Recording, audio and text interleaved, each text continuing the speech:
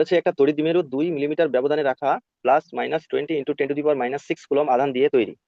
ওই দ্বিমেরুর অক্ষের লম্ব সমদ্বিখণ্ডকের উপর এবং দ্বিমেরুর মধ্যবিন্দু থেকে 10 সেমি দূরে অবস্থিত একটি বিন্দুতে তড়িৎ ক্ষেত্রের প্রাবল্য হবে। দেওয়া আছে 1/4πε0 = 9 × 10⁻⁹ তো আমরা প্রথমে একটা কি করবো, একটা দ্বিমেরু আঁকবো। তো দ্বিমেরু আঁকলে এখানে একটা প্লাস কিউ আর এখানে একটা হবে তোমার মাইনাস কিউ। আর এখানে আমরা মধ্যবিন্দু থেকে আমরা কি করব, একটা দূরত্ব নিয়ে নেবো যেটাকে আমরা বলছি আর। আর এখানেই আমরা পি বিন্দু দেবো, আর পি বিন্দুতে ইটা কত সেটাই আমাদের বার করতে হবে। তো এটার জন্য আমরা সেই সূত্রটাই অ্যাপ্লাই করব। সেটা হচ্ছে কি E = 1/4πε0 P/r² + L² whole to the power 3/2। তো দেখো এখানে এখানে টুয়েলটা ধরা হয়েছিল দ্বিমেরুর দূরত্ব। তার টুয়েলটা কত বলে দিয়েছে, টুয়েলটা বলে দিয়েছে তোমার 2 মিলিমিটার, ঠিক আছে। যেটাকে করলে হয় তোমার 2 × 10⁻³ মিটার। আর আর এর মানটা বলে দিয়েছে কত, 10 সেন্টিমিটার। আর এর মানটা বলে দিয়েছে 10 সেন্টিমিটার, যেটাকে আমরা মিটারে যদি করি তাহলে হবে 10 × 10⁻² মিটার, ঠিক আছে। তো এল এর মানটা কত হবে, তো এল এর মানটা হবে তোমার 1 × 10⁻³ মিটার।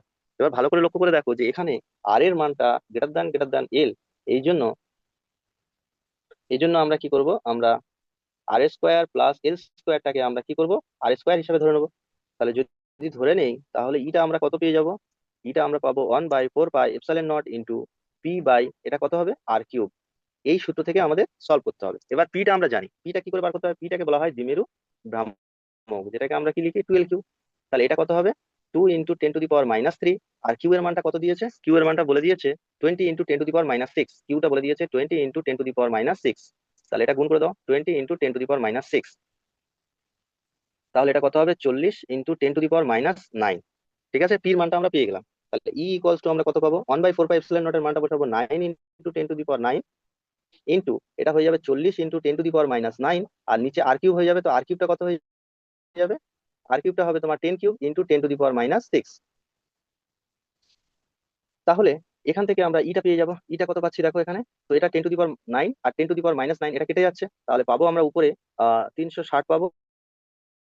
আর নিচে পাবো কত, নিচে পাবো হচ্ছে 10⁻³ পাবো। তাহলে ফাইনালি আমরা কত পাবো, তাহলে 360 ইন্টু 10⁻³ কত হবে 10⁻³। তাহলে আমরা এটাকে লিখবো কত 36 ইন্টু কত লিখবো 10⁻⁴।